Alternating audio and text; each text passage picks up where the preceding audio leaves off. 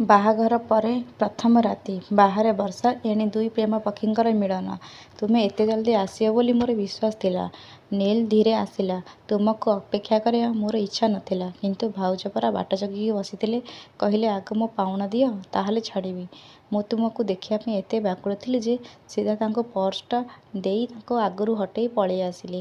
ଆଉ ସେ କ'ଣ କହିଛନ୍ତି ଜାଣିଛ? ତୁମେ କୁଆଡ଼େ ବହୁତ କୋମଳ। ଦେଖି ଚାହିଁକି କରିବ, ନହେଲେ ତୁମ ଗୋଲାପ କୁଆଡ଼େ ଝାଉଁଳି ଯିବ। ସମୁଦ୍ର କୂଳରେ ଛୋଟ ସହର। ସନ୍ଧ୍ୟା ହେଲେ ଢେଉର ଶବ୍ଦ ଆଉ ପବନ ଲୁଣିଆ ଗନ୍ଧ ଭରି ଯାଉଥିଲା। ସେହି ସହରରେ ରହୁଥିଲେ ନୀଲ, ଜଣେ ଫଟୋଗ୍ରାଫର, ଯାହାର ସବୁଠାରୁ ପ୍ରିୟ ସାଥୀ ଥିଲା ତା'ର କ୍ୟାମେରା। ଲୋକଙ୍କ ମୁହଁରେ ହସ, ସୂର୍ଯ୍ୟାସ୍ତ, ବର୍ଷାର ବୁନ୍ଦା ସବୁକୁ ସେ ନିଜ ଲେନ୍ସରେ ବନ୍ଦୀ କରୁଥିଲା। ଗୋଟିଏ ସନ୍ଧ୍ୟାରେ ସେ ସମୁଦ୍ର କୂଳରେ ଫଟୋ ଉଠାଉଥିଲା। ହଠାତ୍ ତା'ର ନଜର ଜଣେ ଝିଅ ଉପରେ ପଡ଼ିଲା। ଧଳା କୁର୍ତ୍ତୀ, ପବନରେ ଉଡ଼ୁଥିବା କେଶ ଆଉ ହାତରେ ଗୋଟିଏ ପୁରୁଣା ଡାଏରୀ। ଝିଅଟି ଢେଉକୁ ଦେଖି ଚାହିଁ ଲେଖୁଥିଲା। ନୀଲ ଅଜାଣତରେ ତା'ର ଗୋଟିଏ ଫଟୋ ଉଠାଇଦେଲା। କ୍ୟାମେରାର ଶବ୍ଦ ଶୁଣି ଝିଅଟି ପଛକୁ ଫେରି କହିଲା, ମୋର ଅନୁମତି ବିନା ଫଟୋ କାହିଁକି ଉଠାଇଲ? ନୀଲ ଟିକେ ଅପ୍ରସ୍ତୁତ ହୋଇ କହିଲା, କ୍ଷମା କରନ୍ତୁ, ଦୃଶ୍ୟଟା ଏତେ ସୁନ୍ଦର ଥିଲା ଯେ ମୁଁ ନିଜକୁ ଅଟକାଇ ପାରିଲି ନାହିଁ। ଝିଅଟି କିଛିକ୍ଷଣ ତାଙ୍କୁ ଚାହିଁ ରହିଲା। ପରେ ହାଲୁକା ହସି କହିଲା, ତାହେଲେ ଗୋଟିଏ ସର୍ତ୍ତରେ ସେହି ଫଟୋ ରଖିପାରିବ? କେଉଁ ସର୍ତ୍ତ? ମୋତେ ସେହି ଫଟୋ ଦେଖାଇବ। ନୀଲ କ୍ୟାମେରାର ସ୍କ୍ରିନ୍ ତାଙ୍କ ଆଗକୁ ବଢ଼ାଇ ଦେଲା। ଝିଅଟି ଫଟୋଟି ଦେଖି ଆଶ୍ଚର୍ଯ୍ୟ ହେଲା। ଏତେ ସୁନ୍ଦର ଫଟୋ ମୁଁ ନିଜକୁ କେବେ ଏମିତି ଦେଖି ନଥିଲି। ନୀଲ ହସି କହିଲା, ବୋଧହୁଏ କିଛି ଲୋକଙ୍କ ସୌନ୍ଦର୍ଯ୍ୟ ସେମାନଙ୍କୁ ନିଜକୁ ଦେଖାଯାଏ ନାହିଁ। ଝିଅଟିର ଗାଲ ଲାଜରେ ହାଲୁକା ଲାଲ ହୋଇଗଲା। ମୋ ନାଁ ଇଶିତା, ସେ କହିଲା। ଆଉ ମୁଁ ନୀଲ। ସେହି ସନ୍ଧ୍ୟାରେ ଦୁହେଁ ସମୁଦ୍ର କୂଳରେ ଦୀର୍ଘ ସମୟ କଥା ହେଲେ। ଢେଉ ଆସୁଥିଲା, ଫେରି ଯାଉଥିଲା, କିନ୍ତୁ ସେମାନଙ୍କ ମନରେ ଆରମ୍ଭ ହୋଇଥିବା ସେହି ଅନୁଭବ ସେଠାରେ ରହିଗଲା। ପରଦିନ ସନ୍ଧ୍ୟାରେ ନୀଲ ଅଜାଣତେ ପୁଣି ସେ ସମୁଦ୍ର କୂଳକୁ ଚାଲି ଆସିଲା। ମନେ ମନେ ଭାବୁଥିଲା, ଇଶିତା ଆଜି ଆସିବେ କି? କିଛି ସମୟ ପରେ ଦୂରରୁ ସେହି ପରିଚିତ ହସ ଦେଖାଗଲା। ମୋତେ ଲାଗୁଥିଲା ତୁମେ ଆସିବ, ଇଶିତା କହିଲା। ନୀଲ ହସି କହିଲା, ମୋତେ ମଧ୍ୟ ଲାଗୁଥିଲା ତୁମେ ଏଠାରେ ଥିବ। ଦୁହେଁ ସମୁଦ୍ର କୂଳରେ ଧରି ଧୀରେ ଧୀରେ ଚାଲିବାକୁ ଲାଗିଲେ। ପବନ ହାଲୁକା ଥିଲା। ଆକାଶରେ ସୂର୍ଯ୍ୟ ଅସ୍ତ ହେଉଥିଲା। ଇଶିତା ହଠାତ୍ ପଚାରିଲା, ନୀଲ, ତୁମେ ସବୁବେଳେ କ୍ୟାମେରା ପଛରେ କାହିଁକି ରୁହ? କେବେ ନିଜ ପାଇଁ ବଞ୍ଚିବାକୁ ଇଚ୍ଛା ହୁଏନି? ନୀଲ କିଛି ମୁହୂର୍ତ୍ତ ଚୁପ୍ ରହିଲା। ବୋଧହୁଏ ମୁଁ ଅନ୍ୟମାନଙ୍କ ଖୁସିକୁ ଧରି ରଖିବାରେ ଏତେ ବ୍ୟସ୍ତ ଥିଲି ଯେ ନିଜ ଖୁସିକୁ ଖୋଜିବାକୁ ଭୁଲି ଯାଇଥିଲି। ଇଶିତା ହାଲୁକା ହସି କହିଲା, ତାହେଲେ ଆଜିଠାରୁ ଖୋଜିବା ଆରମ୍ଭ କର। ଦୁହେଁ ବାଲି ଉପରେ ବସି ଢେଉକୁ ଚାହିଁ ରହିଲେ। କିଛି ସମୟ ପରେ ହଠାତ୍ ବର୍ଷା ଆରମ୍ଭ ହେଲା। ନୀଲ ବ୍ୟାଗରୁ ଛୋଟ ଛତାଟି ବାହାର କଲା। ଛତା ଏତେ ଛୋଟ ଥିଲା ଯେ ଦୁହେଁ ଖୁବ୍ ପାଖାପାଖି ଠିଆ ହେବାକୁ ପଡ଼ିଲା। ଇଶିତାଙ୍କ କେଶରୁ ବର୍ଷା ବୁନ୍ଦା ଖସୁଥିଲା। ନୀଲ ଧୀରେ ଧୀରେ ସ୍ୱରରେ କହିଲା, ଏହି ମୁହୂର୍ତ୍ତଟା ସାରା ଜୀବନ ମନେ ରହିବ। ଇଶିତା ତାଙ୍କ ଆଖିକୁ ଚାହିଁ ପଚାରିଲା, ଯଦି ଦିନେ ମୁଁ ହଠାତ୍ ତୁମ ଜୀବନରୁ ଚାଲିଯାଏ? ନୀଲ ଟିକେ ହସି କହିଲା, ତାହେଲେ ଏହି ସମୁଦ୍ର, ଏହି ବର୍ଷା ଆଉ ଏହି ସନ୍ଧ୍ୟା ପ୍ରତିଦିନ ତୁମ କଥା ମୋତେ ମନେ ପକାଇଦେବ। ଇଶିତା କିଛି କହିଲା ନାହିଁ। ସେ କେବଳ ନୀଲଙ୍କ ହାତକୁ ହାଲୁକାରେ ଧରିଲା।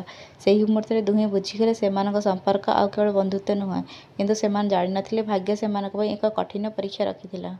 ଇଶିତାର ବାପା ଜଣେ ସଫ୍ଟୱେୟାର ଇଞ୍ଜିନିୟର ଥିଲେ। ତାଙ୍କର ଦିଲ୍ଲୀରେ ଗୋଟିଏ ଭଲ କମ୍ପାନୀରେ ଚାକିରି ହୋଇଯାଇଥିଲା। ଇଶିତା ଘରକୁ ଫେରିଲା ପରେ ବାପା କହିଲେ, ମାଲୋ, ଗୋଟିଏ ଖୁସି ଖବର ଅଛି। ଶୁଣ, ମୋର ଦିଲ୍ଲୀରେ ଗୋଟିଏ ଭଲ କମ୍ପାନୀରେ ଚାକିରି ହୋଇଯାଇଛି। ସେଥିପାଇଁ ଆମେ ସମସ୍ତେ ଦିଲ୍ଲୀ ଯିବା। ସେଠି ମୁଁ ତୋର ଭଲ କଲେଜରେ ଆଡମିସନ୍ କରିଦେବି।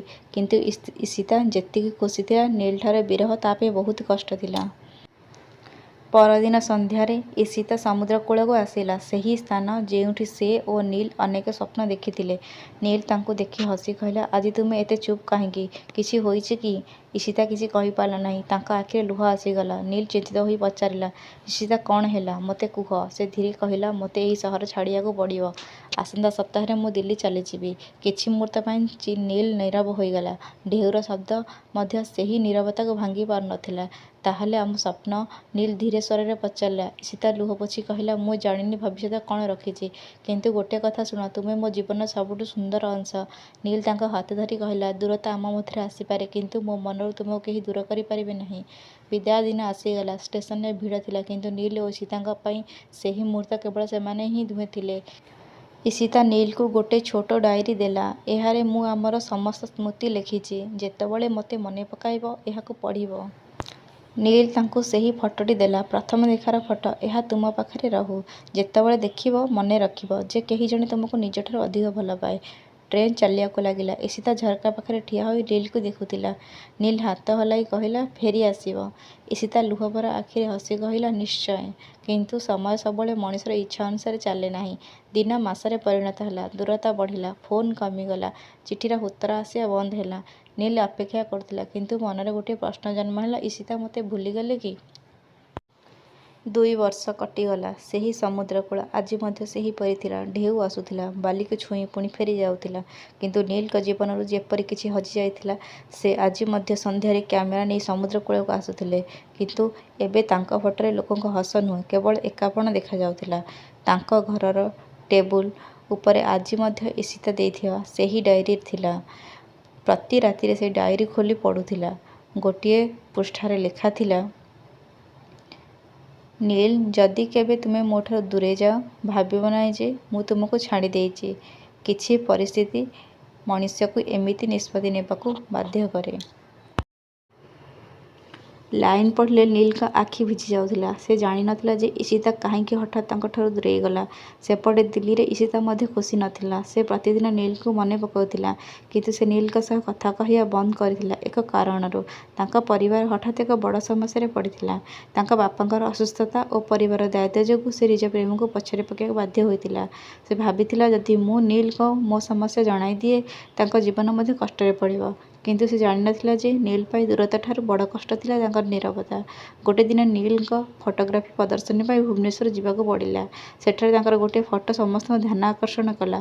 ଫଟୋର ନାଁ ଥିଲା ଅପେକ୍ଷା। ସେହି ଫଟୋରେ ଥିଲା ଜଣେ ଝିଅ ସମୁଦ୍ରକୁ ଚାହିଁ ଠିଆ ହୋଇଥିବା ଛବି। ଠିକ୍ ସେହି ସମୟରେ ପ୍ରଦର୍ଶନୀକୁ ଜଣେ ଝିଅ ଆସିଲା। ସେ ଫଟୋଟି ଦେଖି ଥମିଗଲା। ତାଙ୍କ ଆଖିରୁ ଲୁହ ଝରିପଡ଼ିଲା। ସେ ଥିଲା ଇଶିତା। 2 ବର୍ଷ ପରେ ସେମାନଙ୍କ ସାମ୍ନାସାମ୍ନି ହେଲା। କିନ୍ତୁ ଏଥର ମଧ୍ୟ ଥିଲା 2 ବର୍ଷର ନୀରବତା। 2 ବର୍ଷର ଅପେକ୍ଷା, ଅଭିମାନ, ଯନ୍ତ୍ରଣା ସବୁକିଛି ସହି ସେ ଗୋଟିଏ ମୁହୂର୍ତ୍ତରେ ଆଖି ଆଗରେ ଆସିଗଲା। ନୀଲ ଧୀର ସ୍ୱରରେ କହିଲା, କେମିତି ଅଛ ଇଶିତା? ଏତେ ଦିନ ପରେ ମଧ୍ୟ ସେହି ସ୍ୱର ଶୁଣି ଇଶିତାଙ୍କ ଆଖି ଭିଜିଗଲା। ସେ କିଛି କହିପାରିଲା ନାହିଁ।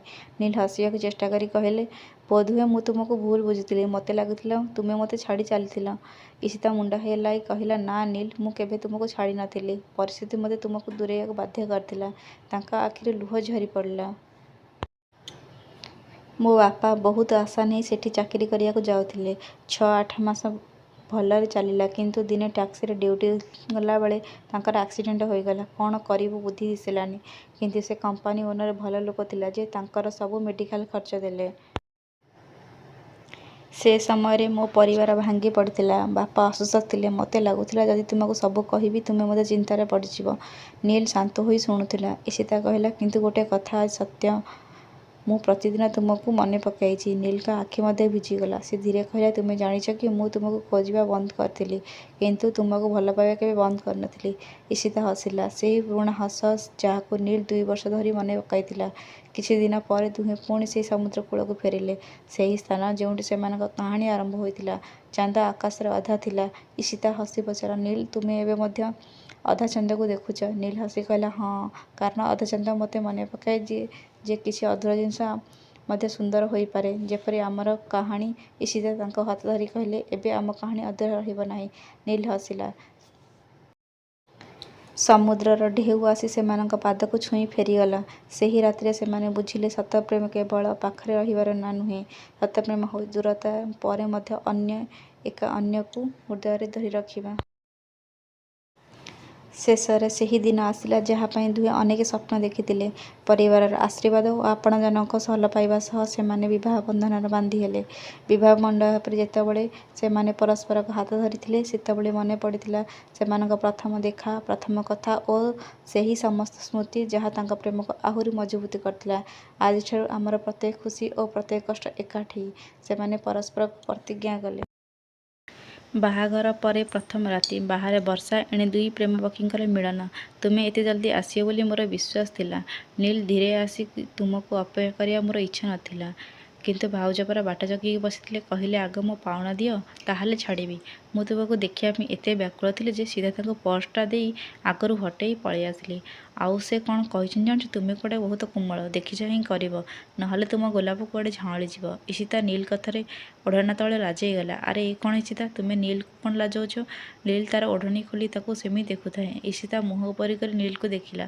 ଦୁହେଁ କିଛି ମୁହୂର୍ତ୍ତ ନୀରବ ରହି ପରସ୍ପର ଆଗକୁ ଚାହିଁ ରହିଥାନ୍ତି। ଜୀବନରେ ଅନେକ ଲୋକ ଆସିବେ, ଅନେକ ସ୍ମୃତି ହେବ, କିନ୍ତୁ ମୋ ହୃଦୟରେ ତୁମ ସ୍ଥାନ କେହି ନେଇପାରିବେ ନାହିଁ। ନୀଲ, ମୋତେ ଧନ, ଖ୍ୟାତି କିମ୍ବା ବଡ଼ ସ୍ୱପ୍ନ ଦରକାର ନାହିଁ। ମୋ ପାଇଁ ଏତିକି ଯଥେଷ୍ଟ ଯେ ପ୍ରତ୍ୟେକ ସକାଳୁ ତୁମ ହସ ଦେଖିପାରିବି। ନୀଲ ହସି ତାଙ୍କ ହାତ ଧରିଥାଏ। ବର୍ଷା ଧୀରେ ଧୀରେ ବଢ଼ିଥାଏ। ନୀଲ, ପ୍ରତିଜ୍ଞା କର, ଯେତେ ଝଡ଼ ଆସୁ ମୋ ହାତ କେବେ ଛାଡ଼ିବ ନାହିଁ। ପ୍ରତିଜ୍ଞା କରୁଛି, ତୁମେ ମୋ ଜୀବନର ସେହି କାହାଣୀ ଯାହାର ଶେଷ ମୁଁ କେବେ ଦେଖିବାକୁ ଚାହେଁ ନାହିଁ। ଭଲ ପାଇବା କେବେ କମିଲା ନାହିଁ। ଛୋଟ ଛୋଟ ଝଗଡ଼ା, ଅନେକ ହସ ଓ ଅସୀମ ସ୍ନେହରେ ସେମାନେ ଏକ ସୁନ୍ଦର ଜୀବନ ଗଢ଼ିଲେ। ସମୟ ବିତିଗଲା, କିନ୍ତୁ ସେମାନଙ୍କ ଭଲ ପାଇବା କେବେ କମିଲା ନାହିଁ। ଛୋଟ ଛୋଟ ଝଗଡ଼ା, ଅନେକ ହସ ଓ ଅସୀମ ସ୍ନେହରେ ସେମାନଙ୍କ ଏକ ସୁନ୍ଦର ଜୀବନ ଗଢ଼ିଲେ ଏବଂ ଏହିପରି ଭାବରେ ସେମାନଙ୍କ ପ୍ରେମ କାହାଣୀ ଏକ ସୁନ୍ଦର ବିବାହରେ ପରିଣତ ହୋଇଥିଲା। ଏକ ଏମିତି ଯାତ୍ରା ଯାହାର ଶେଷ ନାହିଁ, ବରଂ ଆରମ୍ଭ ହେଲା ଏକାଠି ଜୀବନ ବିତେଇବାରେ।